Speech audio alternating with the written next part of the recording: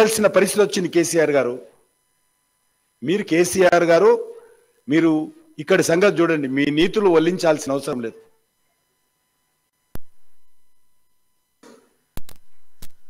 మీరు ఇవ్వాల్సినది ఏది ఇవ్వరు. కేంద్రాన్ని మీ వైఫల్యాలన్నిటిని కూడా తప్పించుకోవడం కోసం కేంద్ర ప్రభుత్వాన్ని నరేంద్ర మోడీ గారిని తప్పుపట్టేటువంటి ప్రయత్నం చేస్తా ఉన్నారు. నేను ఒకటే అడుగుతున్నాను, 8 సంవత్సరాలు అయింది కదా, గ్రామ పంచాయతీలకు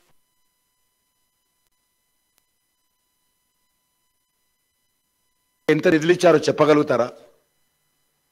నేను చెప్పగలుగుతాను.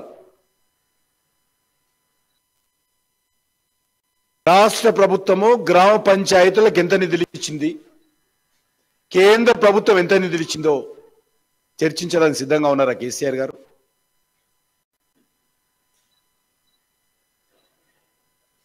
ప్రతి గ్రామ పంచాయతీకి విధిగా గ్రామాల యొక్క డెవలప్మెంట్ కోసం కేంద్ర ప్రభుత్వం నిధులు విడుదల చేస్తుంది. ఆ ఇచ్చిన నిధులను కూడా మీరు సకాలంలో ఇవ్వకుండా సర్పంచ్లను బ్లాక్మెయిల్ చేస్తా ఉన్నారు. ఈరోజు గ్రామాలలో వీధి లైట్లు వెలుగుతున్నాయంటే, గ్రామాలలో పారిశుభ్రత ఉంది అంటే, గ్రామాలలో కొద్ది గొప్ప ఇంటర్నల్ రోడ్స్ వస్తున్నాయంటే కేంద్ర ప్రభుత్వం ఇచ్చిన నిధులు కానీ మనరేగా నిధులు కానీ, ఇవి రెండు లేకపోతే గ్రామాలలో తిరగలేనటువంటి పరిస్థితి ఉంటుంది. మీ యొక్క కేటాయింపులు జీరో. గ్రామాలకు వచ్చేటువంటి మనరేగా నిధులలో కూడా పేద ప్రజల కొట్టగొట్టి టిఆర్ఎస్ పార్టీ నాయకులు మోసం చేస్తున్న విషయాన్ని కూడా మనం చేస్తా ఉన్నాం.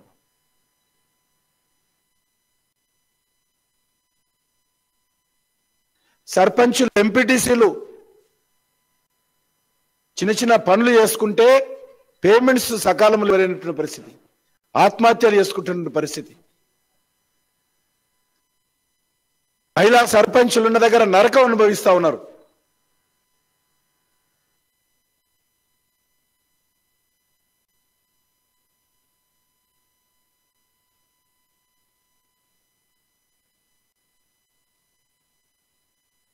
అసలు 8 సంవత్సరాల క్రితం మీరు రైతుల రుణాలు మాఫీ చేస్తా ఉన్నారు, ఇప్పటి వరకు పూర్తి కాలేదు.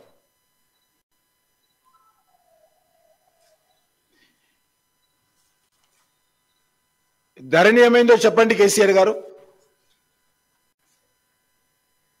కొండను తవ్వి ఎలుకను పెట్టారు.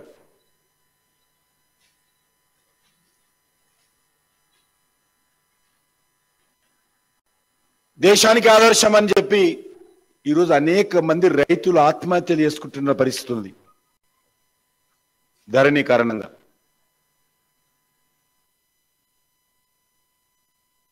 అనేక కుంభకోణాలు జరుగుతూ ఉన్నాయి. ఎవరైతే సామాన్య ప్రజలు ఉంటారో, ఎవరైతే ఒక గ్రామం నుంచి ఇంకో గ్రామంలో ఉంటున్నారో, హైదరాబాద్లో ఉంటారో, ఎవరైతే విదేశాల్లో ఉంటారో, వాళ్ళ భూములన్నిటిని కూడా ఈ పార్టీ నాయకులు కుమ్ముకై ధరణి పేరు మీద మోసం చేసేటువంటి పరిస్థితి, భయపెట్టించేటువంటి పరిస్థితి. ఎవరైతే గ్రామాల నుంచి హైదరాబాద్కు వచ్చి ఉంటున్నారో వాళ్ళ భూములను ఏ రకంగా మీరు మభ్యపెడతా ఉన్నారు.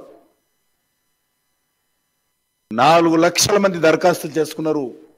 ధరణిలో తమకు అన్యాయం జరిగింది. 4 లక్షల మంది ఇంతవరకు వాటిని క్లియర్ చేయడం లేదు. మాకు అన్యాయం జరిగింది, పొరపాట్లు జరిగాయి ధరణిలో. 4 లక్షల మంది రైతులు దరఖాస్తులు పెట్టుకున్నారు.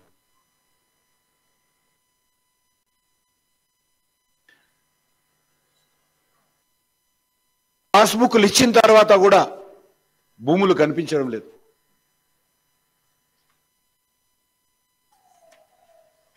ఈరోజు రాష్ట్రంలో ప్రభుత్వ భూముల ఆక్రమణ యథేచ్ఛగా జరుగుతూ ఉంది. అసైన్ భూములు ఆక్రమణ జరుగుతూ ఉంది. కుంటలు ఆక్రమించుకుంటున్నారు, చెరువులు ఆక్రమించుకుంటున్నారు, శిఖం భూములు ఆక్రమించుకుంటున్నారు, పార్కులు కూడా వదిలిపెట్టడం లేదు. చివరకు సెంట్రల్ గవర్నమెంట్ ల్యాండ్స్ ఏవైతుంటారో సెంట్రల్ గవర్నమెంట్ పబ్లిక్ సెక్టార్ కి అలకేసినటువంటి ల్యాండ్స్ కూడా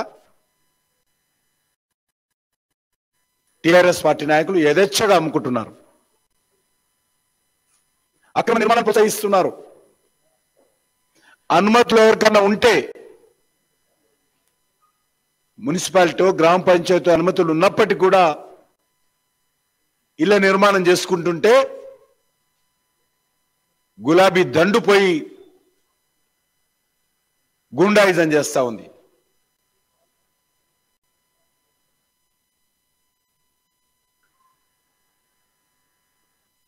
దళితుల గురించి మాట్లాడుతూ ఉన్నారు.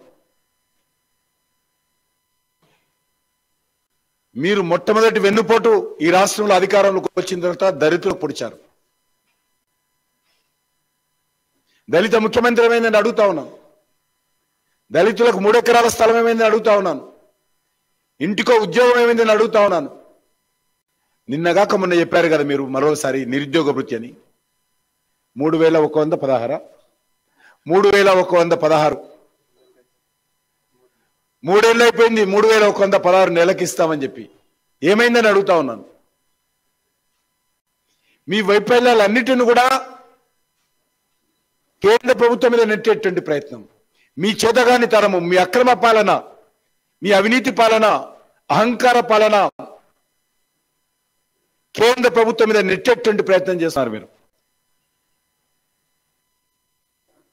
అవుట్ సోర్సింగ్ అనే ఉద్యోగాలే ఉండవన్నారు.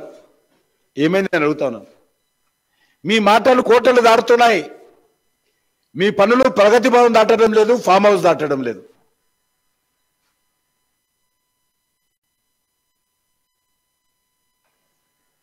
మీరు తెలంగాణలో ఉద్ధరించారుగా, దేశాన్ని ఉద్ధరిస్తానని ప్రత్యేక విమానాలు వేసుకొని బలవంతాన వాళ్ళు వద్దన్న నాయకుల దగ్గర టూర్ చేస్తా ఉన్నారు. ప్రెస్ కాన్ఫరెన్స్ లేచిపోతా ఉంటే బతిలాడు కూర్చుని పెట్టుకొని మాట్లాడుతూ ఉన్నారు.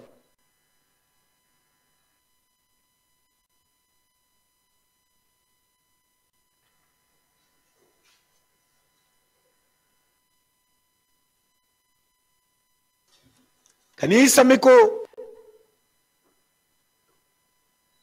అవగాహన లేదుందా అని అడుగుతా ఉన్నాను. ఈరోజు విద్యా వ్యవస్థ ఏమైతుందో ఒక్కసారి ఆలోచన చేయండి. గవర్నమెంట్ హాస్టళ్లలో, గురుకులాలలో, IIIT హాస్టళ్లలో కనీస వసతులు లేవు. అమ్మాయిలు, చదువుకోవాల్సిన అమ్మాయిలు రోడ్ల మీద ధర్నాలు చేస్తా ఉన్నారు. కేసీఆర్ గారు రోడ్ల మీద ధర్నాలు చేస్తా ఉన్నారు. ఎస్సీ విద్యార్థులకు వాళ్ళ అకౌంట్లో నేరుగా కేంద్ర ప్రభుత్వం స్కాలర్షిప్ డబ్బులు ఇస్తామంటే చాలా సిగ్గుచేటు. ఆ విద్యార్థుల అకౌంట్ల డేటా పంపడం లేదు. సోషల్ వెల్ఫేర్ సెక్రటరీ పదే నాకు చెప్తున్నాడు, సార్ మీ రాష్ట్రానికి సంబంధించినటువంటి రాష్ట్ర ప్రభుత్వానికి చెప్పండి, ఎస్సీ విద్యార్థులకు ఇవ్వాల్సిన స్కాలర్షిప్స్ ఇవ్వలేకపోతున్నాము, ఆ విద్యార్థుల పేర్లు వాళ్ళ అకౌంట్ నెంబర్స్ పంపిమనండి. ఇది మీరు ఎస్సీల అభివృద్ధి కోసం చేస్తున్నటువంటి పరిపాలన. హుజూరాబాద్ ఎన్నికల సందర్భంగా ఈటల రాజేందర్ గారితో పేరుతో పెట్టినటువంటి దళిత బంధు ఎలక్షన్స్ 3 రోజుల ముందు ఎలక్షన్ కమిషన్ ఆపింది. ఇక 3 రోజులు అయింది కదా, పోలింగ్ కాకుండా మరుసటి రోజు నుంచే నేనే వచ్చి ఇస్తానన్నాడు. ఇకపోయింది దళిత బంధు అని అడుగుతా ఉన్నాను. ఎవరికి ఇస్తా ఉన్నారు అడుగుతా ఉన్నాను. హుజూరాబాద్లో దళిత బంధు, మునుగోడులో గిరిజన బంధు. హుజూరాబాద్ ఎలక్షన్స్ లో మభ్యపెట్టడం కోసం దళిత బంధు పెట్టారు. ఈరోజు గిరిజన బంధు అని పెడతా ఉన్నారు. మీకు చిత్తశుద్ధి ఉంటే దళిత బంధు పథకం దళితులందరికీ ఇవ్వాల్సిందే కోరుతా ఉన్నాను. టిఆర్ఎస్ నాయకులకు కాదు దళిత బంధు ఇవ్వాల్సింది. నిజమైనటువంటి అవసరం ఉన్నటువంటి దళితులకు ఎక్కడ కూడా అందడం లేదు. మాటలు ఏ రకంగా దళిత బంధు ఇస్తున్నప్పుడు ఏ రకమైనటువంటి మాటలు మాట్లాడారు? అందరినీ దళితులందరినీ లక్షాధికారి చేస్తున్నామని చెప్పారు. లక్షల అధికారి.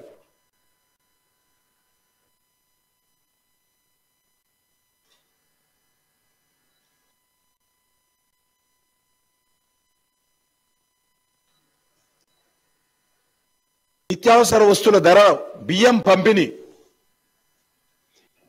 పంపిణీకి కేంద్ర ప్రభుత్వము 95% రూపాయి కేజీ బియ్యంలో కూడా 95% కేంద్ర ప్రభుత్వం భరించి ఇస్తా ఉంటే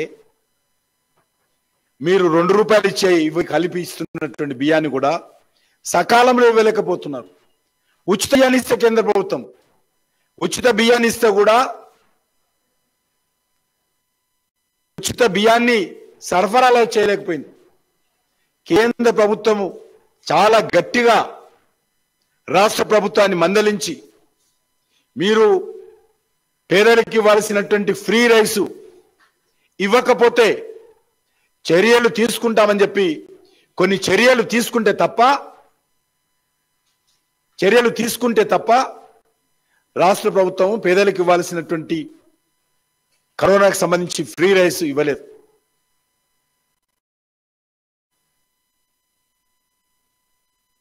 కేసీఆర్ గారు 8 సంవత్సరాలు అయింది కదా, ఒక్కసారి ఇంకా రేషన్ కార్డుల మీద అయిపోయిందో ఒక్కసారి చూడండి.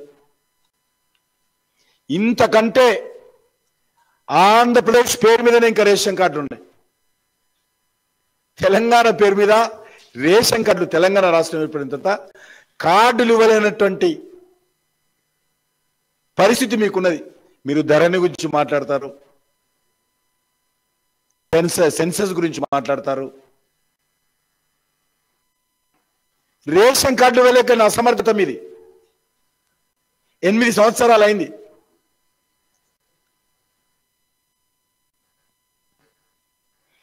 అనేక మంది దరఖాస్తులు చేసుకున్నారు రేషన్ కార్డుల కోసం. కొత్త రేషన్ కార్డు ఇవ్వలేకపోతున్నారు.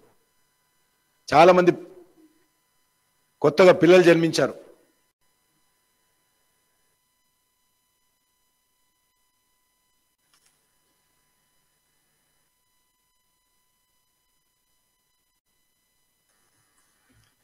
మీరు భారతీయ జనతా పార్టీ ఉదయం లేస్తే సాయంకాలం వరకు కేసీఆర్ కుటుంబ సభ్యులు వంతుల వారిగా ఒకరి మీద ఒకరు పోటీలు పట్టి అబద్ధాలు ఆడుతూ ఉన్నారు.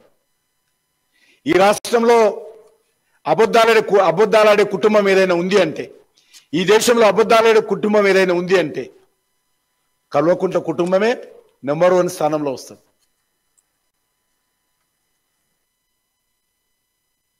గిరిజన పోడు భూముల కోసం చెట్లకు కట్టేసి కొడుతున్నారు. కళ్ళ ముందు పంటలు నాశనం చేస్తా ఉన్నారు.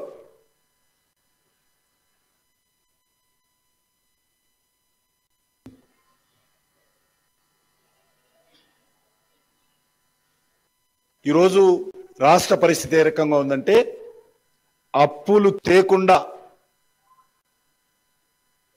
ఉద్యోగస్తులకు జీతాలు ఇవ్వలేనటువంటి పరిస్థితి. భూములు అమ్మందే రోజు గడవని పరిస్థితి. పదే కేంద్ర ప్రభుత్వం చెప్తా ఉంది, మేం చెప్తా ఉన్నాము. నేను ఒక బాధ్యత కలిగినటువంటి కేబినెట్ మంత్రిగా చెప్తా ఉన్నాను. మోటార్లకు మీటర్లు అవసరం లేదు, పెట్టాలా వద్దా మీరు నిర్ణయించండి. రైతులకు ఏమైనా ఉచితాలు ఇవ్వాలన్నా మీరు ఇవ్వండి. మాకు ఏ రకమైన అభ్యంతరం లేదంటే మీటర్లు పెట్టమంటారు. ఎందుకట్లా ఎన్ని రోజులు మభ్య పెడతారు? అసెంబ్లీలో మభ్య పెడుతున్నారు, బయట మభ్య పెడతా ఉన్నారు. ఉదయం లేస్తే సాయంకాలం వరకు మీటర్లు ఇదే మాట. ఇప్పుడు రాష్ట్రంలో టిఆర్ఎస్ పార్టీ ఉంటే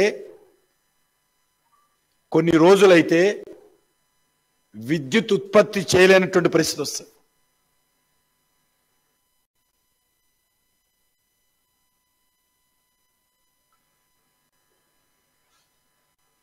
జెన్కోలకు కానీ ట్రాన్స్కోలకు కానీ డిస్కమ్లకు కానీ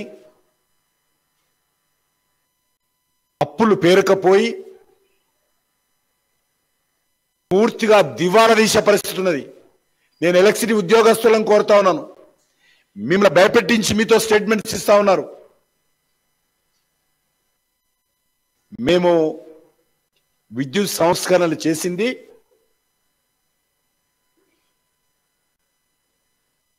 విద్యుత్కు సంబంధించినటువంటి డిస్కమ్లు ఏవైతే ఉన్నాయో ట్రాన్స్కో కానీ వీటన్నిటిని కూడా రక్షించండి. ఒకసారి అది కుప్పకూలిపోతే పరిస్థితి వచ్చింది ఇప్పటికే. కాబట్టి మీరు వాటికి ఇవ్వాల్సినటువంటి డబ్బులు సకాలంలో ఇవ్వండి అంటున్నాను తప్ప మీటర్లు మోటార్లు మేము అనడం లేదు. ఎందుకంటే ఈరోజు మనిషి జీవితంలో కరెంటు విద్యుత్ అనేది ఒక భాగస్వామైంది. ఆకలికైనా 2 రోజులు ఉంటాడు అన్నం లేకుండా, 5 నిమిషాలు కరెంటు లేకుండా ఉండలేని పరిస్థితి ఉన్నది. కాబట్టి ఈరోజు కేంద్ర ప్రభుత్వం హెచ్చరిస్తా ఉంది. విద్యుత్తు సంబంధించినటువంటి ఉత్పత్తి కేంద్రాలు కానీ, విద్యుత్ సంబంధించినటువంటి ట్రాన్స్కోలు కానీ, విద్యుత్ సంబంధించినటువంటి డిస్ట్రిబ్యూషన్ సిస్టంలో ఉన్నటువంటి కంపెనీలు కానీ దివాలా తీయొద్దు అంటున్నాం. దేశం మొత్తం కుప్పకూలిపోతుంది విద్యుత్ సంస్థలు దెబ్బతింటే. విదేశాల నుంచి బొగ్గు దిగుమతి చేసుకుంటున్నాం మనం.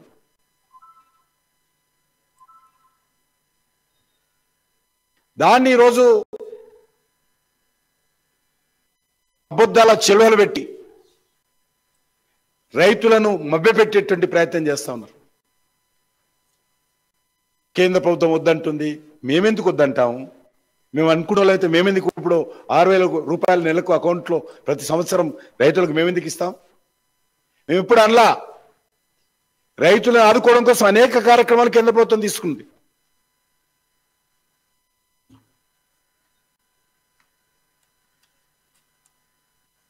రైతులకు సంబంధించి కేంద్ర ప్రభుత్వము అనేక రకాలుగా మేము కార్యాలు తీసుకుంటున్నాం. నరేంద్ర మోడీ గారు రాకముందు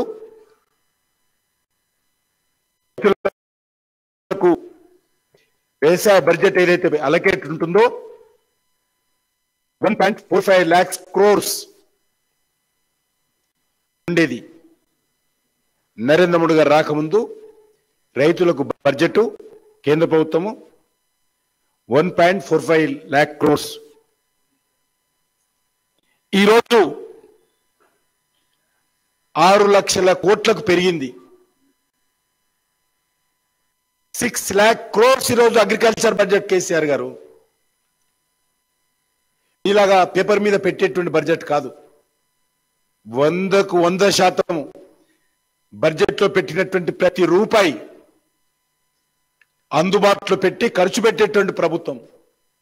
బడ్జెట్లో ఒకటి ఖర్చు చేసేది వేరే. మీలాగా మభ్యపెట్టం ప్రజలను. 4 రెట్లు పెరిగింది ఈరోజు కేంద్ర ప్రభుత్వం అగ్రికల్చర్ బడ్జెట్. ప్రపంచవ్యాప్తంగా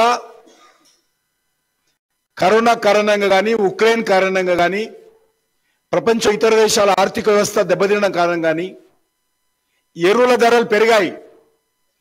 ఎరువుల ధరలు గత 8 సంవత్సరాలుగా పెరగని దేశం ఏదైనా ఉంది అంటే ఒక్క భారతదేశం మాత్రమే. కేసీఆర్ గారు, మీరు రైతుల గురించి మాకు చెప్తారా? ఒక బస్తా 3,200 నుంచి 3,700 వరకు ప్రతి బస్తా వెనుక కేంద్ర ప్రభుత్వం సబ్సిడీ ఇస్తా ఉన్నది. ప్రతి బస్తా వెనుక యూరియాకు 240-250 రూపాయలు మాత్రమే తీసుకుంటున్నాం. 7 సంవత్సరాల నుంచి యూరియా ధర పెరగకుండా చూస్తున్నటువంటి పరిస్థితి. తెలంగాణలో రామగుండంలో కొత్తగా నరేంద్ర మోడీ గారు వచ్చి శంకుస్థాపన చేసి భూమి పూజ చేసి ఈరోజు ఉత్పత్తి ప్రారంభిస్తే నోటీసులు ఇచ్చి మీరు రాష్ట్ర ప్రభుత్వం నోటీసులు ఇచ్చి ఎరువుల ప్రొడక్షన్ ఆపేటువంటి కుట్ర చేస్తా ఉన్నారు. అక్కడ ఉండేటువంటి రామగుండం చుట్టుపక్కల నిరుద్యోగులను మోసం చేసే విధంగా, అక్కడ ఉన్న నిరుద్యోగులు ఆత్మహత్యలు చేసుకునే విధంగా రామగుండం ఫెర్టిలైజర్ పేరు మీద టిఆర్ఎస్ పార్టీ నాయకులు అక్రమ వస్తువులు పాల్పడతా ఉన్నారు. చివరికి ఇటీవల ఒక నిరుద్యోగి టిఆర్ఎస్ పార్టీ నాయకులు నాకు ఉద్యోగాలు ఇప్పిస్తామని డబ్బులు తీసుకొని మోసం చేశారని బాజాప్తా ఉత్తరం రాసి రికార్డు చేసి ఆత్మహత్య చేసుకున్నాడు. మీరు రైతుల గురించో ప్రజల గురించో భారతీయ జనతా పార్టీకి చెప్తారు.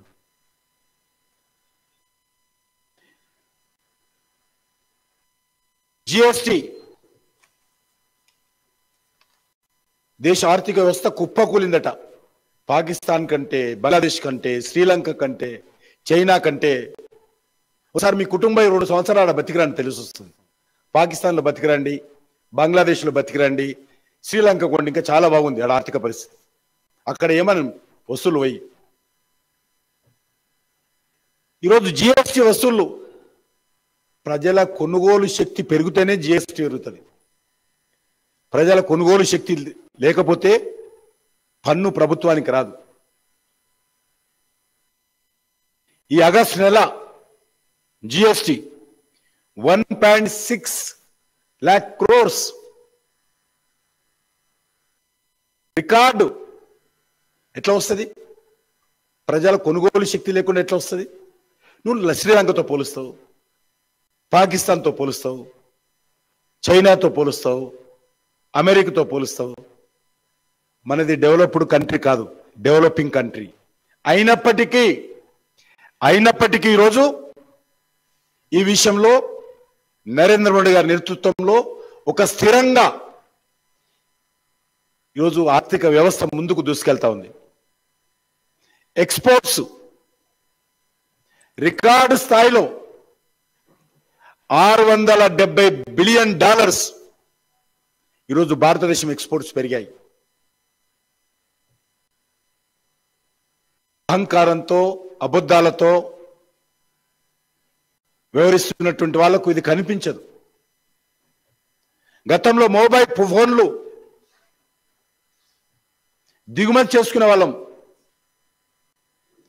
నరేంద్ర మోడీ గారు అధికారంలోకి వచ్చినప్పుడు 2 చిన్న కంపెనీలు ఉండేవి మొబైల్ ఫోన్ తయారు ఇండియా. 2 కంపెనీలు. ఈరోజు 400 కంపెనీలు మొబైల్ ఫోన్లు తయారు చేస్తాం. $5.5 బిలియన్ యొక్క మొబైల్ ఫోన్లు ఇతర దేశాలకు ఎగుమతి చేస్తున్నాం. మనం ఈరోజు దిగుమతి చేసుకునే వాళ్ళం. We are exporting the other countries.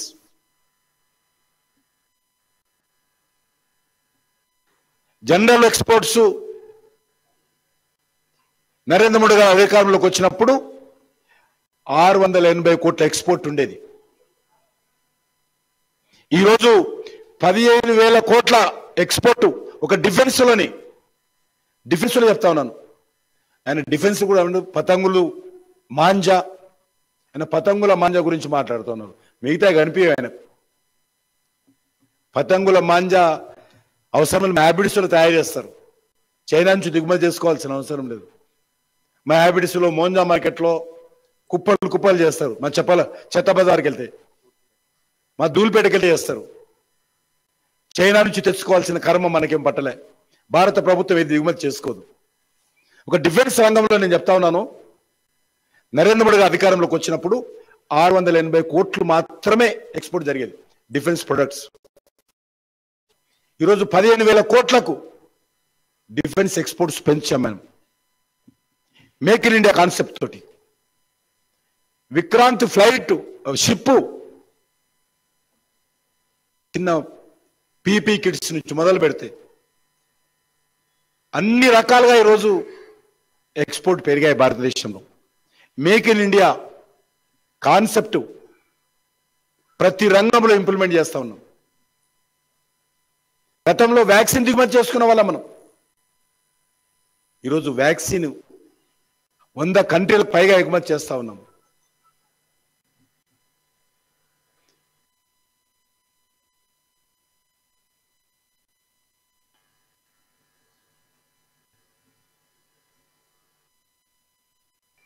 KCR గారు మీరు మీ ఫ్యామిలీ గురించి, మీ ఫ్యామిలీకి అధికారం గురించి, మీ ఫామ్ హౌస్ గురించి, మీ ప్రతిభవన్లో మాటల కోటల గురించి ఆలోచన చేస్తారు.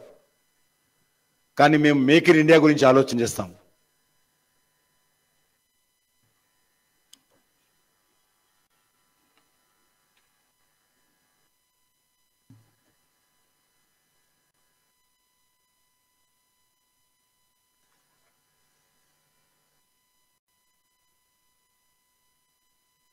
ముద్రా లోన్లు, చిన్న చిన్న ఉద్యోగాలు చేసుకునే, వ్యాపారాలు చేసుకునే వాళ్ళకు ముద్రా లోన్లు ఇస్తామని 21-22 సంవత్సరాలకు ఫైనాన్షియల్ ఇయర్లో 5.4 crores ముద్రా లోన్లు, డబ్బు కాదు, పర్సన్స్ 5 కోట్ల మందికి పైగా లోన్లు ఇచ్చాము. తెలంగాణలో 5.5 లక్షల మందికి సుమారు 6,000 కోట్ల రూపాయలు రిలీజ్ చేయడం జరిగింది. జీడిపి గురించి మాట్లాడతారు.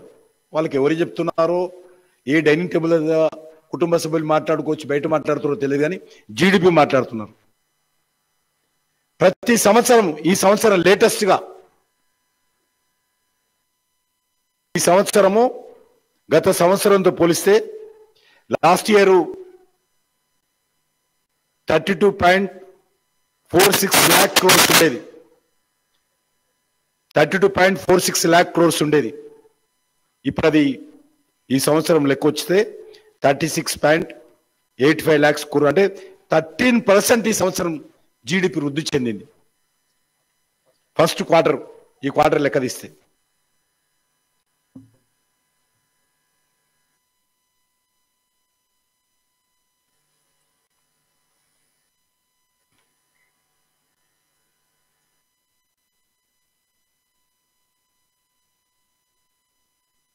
ఏ విషయంలో మీరు కేంద్ర ప్రభుత్వంతో మీరు ప్రతిరోజు విమర్శలు చేస్తా ఉన్నారు. దిట్ ఈజ్ మై రెస్పాన్సిబిలిటీ. మీ తప్పుడు విమర్శలకు జవాబు చెప్పాల్సిన బాధ్యత తెలంగాణ ప్రజలకు, మేము వాస్తవ విషయాలు తెలియజేయాల్సిన బాధ్యత మాకుంది. మీలాగా మేము ఎప్పుడు అబద్ధాల ప్రచారం చేయము, తప్పుడు ప్రచారం చేయము. హైదరాబాద్ని ఇస్తాంబుల్ చేస్తా, కరీంనగర్ లండన్ చేస్తా, ట్యాంక్ బండ్లో నీళ్ళని తీసేసి కొబ్బరి నీళ్లు వస్తా, మెరిసే రోడ్లు చేస్తా. ఇప్పుడు అట్లా మాట్లాడారు నరేంద్ర మోడీ గారు.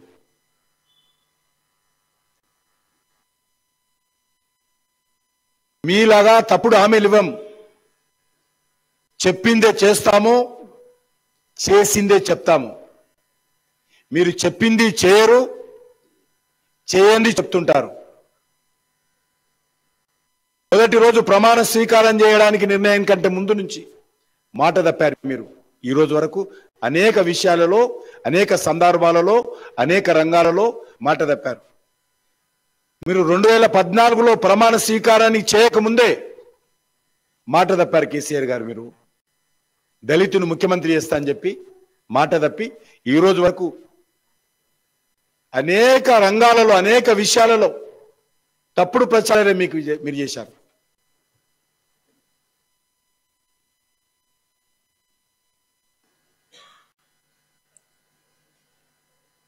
ఈరోజు డబ్బుల సంచులు పట్టుకొని ఇతర రాష్ట్రాల్లో తిరుగుతున్నారు. మీ పార్టీకి ఎలక్షన్స్లో డబ్బులు ఇస్తా, మనం అందరం కలిసి పనిచేద్దాము. మీ పార్టీకి ఎలక్షన్లో డబ్బులు ఇస్తా, మనందరం కలిసి పనిచేద్దాము. నవ్వుకుంటున్నారు కేసీఆర్ గారిని చూసి. నీ ముందు నవ్వుతున్నారు, నీ వెనక నవ్వుతున్నారు, నీ దగ్గర నుంచి లేచిపోతున్నారు, బతిలాడి కూర్చుని పెట్టుకుంటున్నాను. ఆ పరిస్థితి నీది.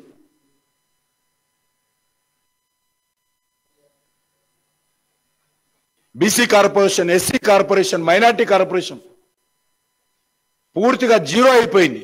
Zero. BC corporation, SC corporation, minority corporation. ఒక్కసారి లెక్క చెప్పండి, 8 సంవత్సరాల్లో మీరు ఏం చేశారు?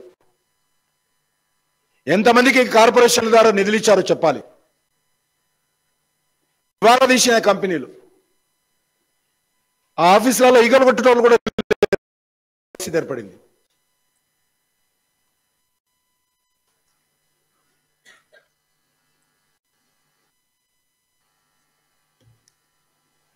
వినాశకాలే విపరీత బుద్ధి ఈరోజు టిఆర్ఎస్ పార్టీ అవలంబిస్తాం.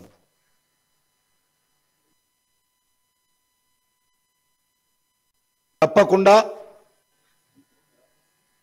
తెలంగాణ ప్రజలు చాలా చైతన్యమైనటువంటి ప్రజలు.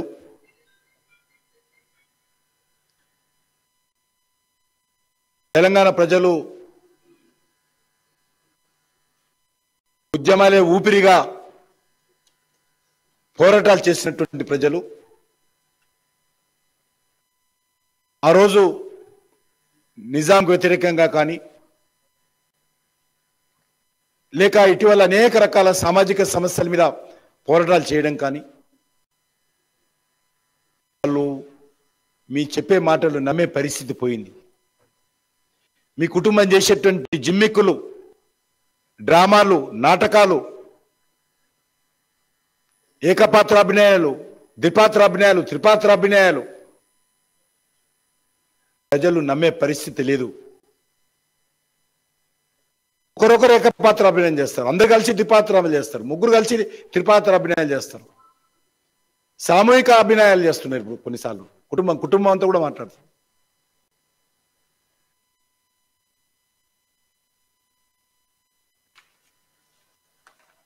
ధన్యవాదాలు.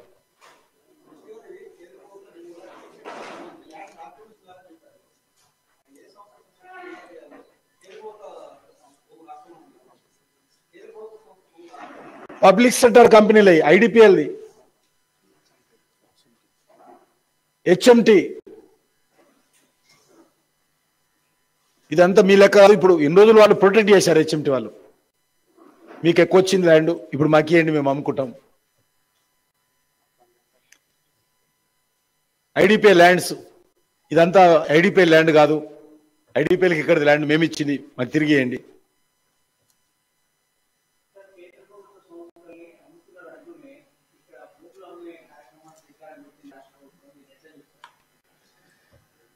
కేంద్ర ప్రభుత్వం ఏమో ఏమి చేయొద్దు. నేను ఇంతకుముందు కూడా చెప్పాను, భూములు ఆక్రమించుకుంటున్నారు.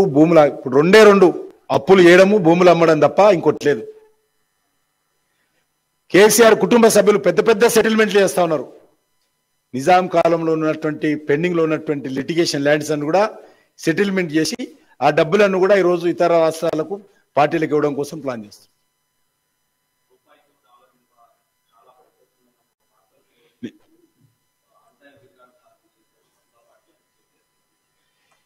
కేటీఆర్ గురించి నేను తక్కువ మాట్లాడదలుచుకున్నాను. ఎందుకంటే ఆయన ఒక రోజు అయితే జవాబు చెప్పొచ్చు, ఒక అబద్ధాన్ని అది నీది అబద్ధం అని చెప్పొచ్చు, ఒకరోజు నిజమని. కేటీఆర్ ఇంత దిగజారుతా నేను అనుకోలేదు. తెలంగాణ ప్రజలు కేటీఆర్ అంటే కొద్దిగా చదువుకున్నాడు, అమెరికాలో చదువుకుని వచ్చిండు అని అందరు అనుకునేవాళ్ళు. ఈరోజు ఆయన ప్రతిరోజు అబద్ధాలే ఎజెండాగా పెట్టుకొని, తప్పుడు ప్రచారం చేయడమే ఎజెండాగా పెట్టుకొని, విష ప్రచారం ఎజెండాగా పెట్టుకొని ఆయన మాట్లాడుతున్నారు. ఎన్నని చెప్తాను జవాబు? ఒకటైతే చెప్పొచ్చు, రెండని చెప్పొచ్చు. మాకు పనులు ఉన్నాయి చాలా, దేశం కోసం పనిచేయాల్సిన పనులు చాలా ఉన్నాయి. మీ రకంగా అబద్ధాలకు ప్రచారం చేయాల్సిన పని మాకు లేదు, జవాబు చెప్పాల్సిన అవసరం లేదు. తెలంగాణ ప్రజలు అన్నీ చూస్తున్నారు. Everything, every citizen of this Telangana area, what is going on in Pragati Bhavan, what is going on in farm house, what is going on in Kalvakunta Kutumbam, what they are doing, everything knows in Telangana. మారుమూల ప్రాంతాలలో కూడా ప్రజలు మీ యొక్క వాస్తవ విషయాలు అర్థం చేసుకున్నారు. మీరు నరేంద్ర మోడీ గారు తిట్టినంత మాత్రం మీ కోటయ్యారు, కేంద్ర ప్రభుత్వాన్ని తిట్టినంత మాత్రం మీ కోట్లు పడవు, బీజేపీని భారతదేశం నుంచి తరిమి కొడతామన్నంత మాత్రం ఓట్లు పడవు.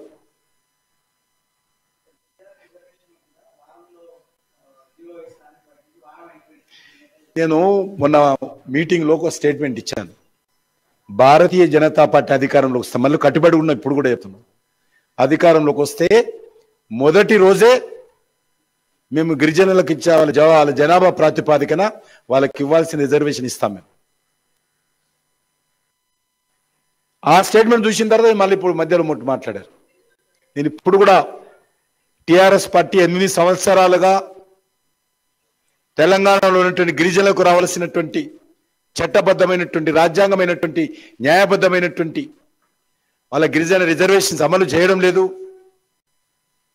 వాళ్ళకు అన్యాయం చేసింది. విద్యా ఉద్యోగాల్లో భారతీయ జనతా పార్టీ అధికారంలోకి వచ్చినటువంటి మొదటి రోజే గిరిజనులకు 10% రిజర్వేషన్ కల్పించేటువంటి చర్య భారతీయ జనతా పార్టీ తప్పకుండా తీసుకుంటుందని మనం చేస్తాం.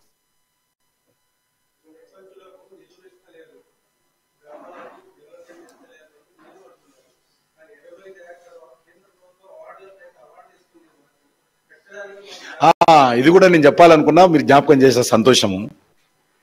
కేటీఆర్ హర్షము, కేసీఆర్ హర్షము, హరీష్ రావు హర్షము, అందరూ హర్షము. మీకు అవార్డు ఇస్తేనే హర్షము, తప్పుడు చేస్తున్నారు చెప్తేనే కోపాలా? మీ మీద కోపం ఉంటే, తెలంగాణ మీద కోపం ఉంటే, వివక్షత ఉంటే ఎందుకు అవార్డులు వస్తాయని అడుగుతా ఉన్నాను. తెలంగాణ మీద కేంద్ర ప్రభుత్వానికి వివక్షత ఉంటే ఎందుకు కేంద్ర ప్రభుత్వం ఈ రకంగా అవార్డు ఇస్తున్నది? న్యాయబద్ధంగా చట్టబద్ధంగా రేటింగ్స్ ఏ పార్టీ అధికారంలో ఉన్నది, ఎవరు ముఖ్యమంత్రి ఉన్నారు అది చూడకుండా whole India is one, India అంతా అభివృద్ధి జరగాలని కోరుకుంటున్నటువంటి నాయకత్వం నరేంద్ర మోడీ గారి నాయకత్వం. చిన్న ఉదాహరణ తెలంగాణ ప్రజలు అర్థం చేసుకోవాలి. ఈరోజు మాకు అవార్డ్స్ వచ్చాయి అని హర్షం వ్యక్తం చేశారు. వివక్షత ఉంటే ఎందుకు వస్తాయి? మరి ఎక్కడ కూడా ఏ రకమైన వివక్షత ఉండదు. అది బీజేపీ ప్రభుత్వం కానీ ఏది కానీ దేశం అభివృద్ధి జరగాలని కోరుకుంటాం.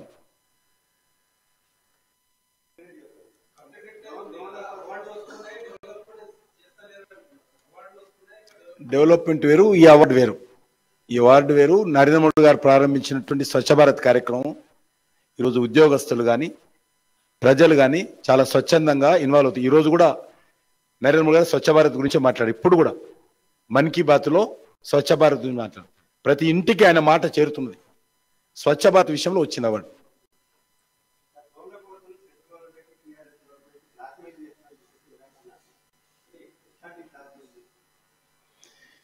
మీరు మాకు డబ్బులు ఇస్తలేరు కాబట్టి మీకు వ్యతిరేకంగా మాట్లాడతాము, దేశంలో ప్రతిపక్ష పార్టీలను ఏకం చేస్తాము, మీ సంగతి తెలుస్తాము. ఇక మీరుంటే మీరు ఇట్లకని చేస్తే మేము మాకు అప్పులు ఉండవు, మేము కమిషన్లు తీసుకోలేము. ఈరోజు కేంద్ర ప్రభుత్వము కాళేశ్వరం ప్రాజెక్టుతో సహా అన్ని విద్యుత్ ప్రాజెక్టులకు కూడా డబ్బులు ఇచ్చింది, రుణాలు 1,00,000 కోట్లకు పైగా. ఈరోజు ఈ రొటీన్గా ఇచ్చేటువంటి డబ్బు కాకుండా పవర్ ఫైనాన్స్ కార్పొరేషన్ కానీ రూరల్ ఎలక్ట్రిక్ కార్పొరేషన్ కానీ కేంద్ర ప్రభుత్వ సంస్థ నిధులు ఇచ్చింది. అవన్నీ నేను మీకు అన్ని డాటా అంత ఇస్తాను. ఒకరోజు కేంద్ర ప్రభుత్వం తెలంగాణకు ఏం చేస్తుందో, ఇంకా ఏం చేయాలనుకుంటుందో, కేసీఆర్ ప్రభుత్వం ఏ రకంగా సహాయ నిరాకరణ అవలంబిస్తుందో అవన్నీ కూడా మీకు పవర్ పాయింట్ ప్రజెంటేషన్ ఇస్తాను. మేమంతా చేతగాంతనంలో లేము కేసీఆర్ గారు. మేము మీలాగా స్వార్థపరులం కాదు, మేము భయపడాల్సిన అవసరం లేదు. మేము దేశం కోసం పనిచేస్తున్నాం. మీలాగా కల్వకుంట్ల కుటుంబం కోసం, మీ కొడుకు కోసం పనిచేసేటోళ్ళం కాదు మేము.